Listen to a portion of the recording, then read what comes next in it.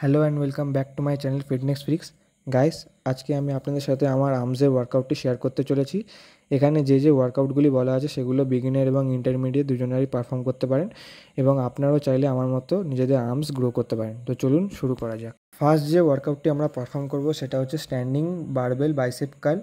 এটা আমরা করব 4 সেট 12 রেপিটেশন করে। আপনারা চেষ্টা করবেন এই ওয়ার্কআউটটি করার সময় লাইট ওয়েট ক্যারি করার, বেশি ওয়েট নিয়ে ইগো লিফটিং করবেন না, তাতে আপনাদের কোমরে ইনজুরির চান্স অনেকটা বেড়ে যেতে পারে। যেরমভাবে ভিডিওতে দেওয়া আছে সেরমভাবে এই ওয়ার্কআউটটি পারফর্ম করবেন। তো চলুন নেক্সট ওয়ার্কআউটে যাওয়া যাক। নেক্সট ওয়ার্কআউট আমরা যেটা করব সেটা হচ্ছে গিয়ে স্ট্রেট বার ট্রাইসেপ পুশ ডাউন। এই ওয়ার্কআউটটি আমরা করব 4 সেট 15 রেপিটেশন করে। এই ওয়ার্কআউটটি করার সময় আপনারা চেষ্টা করবেন নিজেদের হাত দুটিকে একটুকুনি সামনে করার বডি থেকে কনুইটাকে, তাহলে আপনারা যে ওয়েটটা নিয়েছেন সেটা আপনারা নিজেদের ট্রাইসেপে ভালো করে ফিল করতে পারবেন এবং ট্রাইসেপটাকে ভালো করে কন্ট্র্যাক্ট করতে পারবেন। এই ওয়ার্কআউটটিতে বেশি ওয়েট নেবেন না এবং চেষ্টা করবেন পশ্চার ভালো করে মেনটেন করার। নেক্সট ওয়ার্কআউট আমরা যেটা করব সেটা হচ্ছে বাইসেপের জন্য স্ট্যান্ডিং কেবল বাইসেপ কার্ল। এই ওয়ার্কআউটটি আমরা করব 3 সেট 12 রেপিটেশন করে ইচ হ্যান্ডে। এই ওয়ার্কআউটটি করার সময় আপনারা লাইট ওয়েট ইউজ করবেন, হেভি ওয়েট লিফট করতে যাবেন না, তাহলে আপনাদের বাইসেপে ইনজুরি চান্স বেড়ে যেতে পারে এবং ভিডিওতে যেরকম দেওয়া আছে সেরমভাবে এই ওয়ার্কআউটটি পারফর্ম করবেন।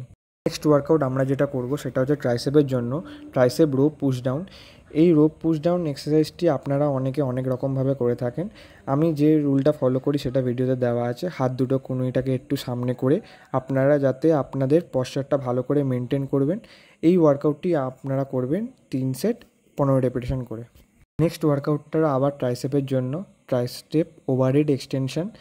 এই ওয়ার্কআউটটি আমরা করব 4 সেট 12 রেপিটেশন করে।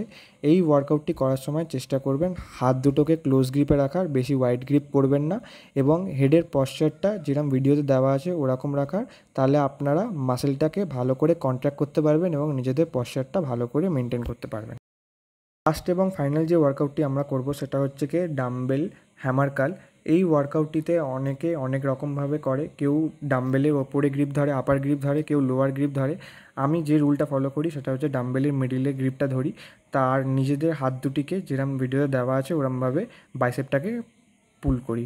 এই ওয়ার্কআউটটি আপনারা করবেন 4 সেট 12 রেপিটেশন।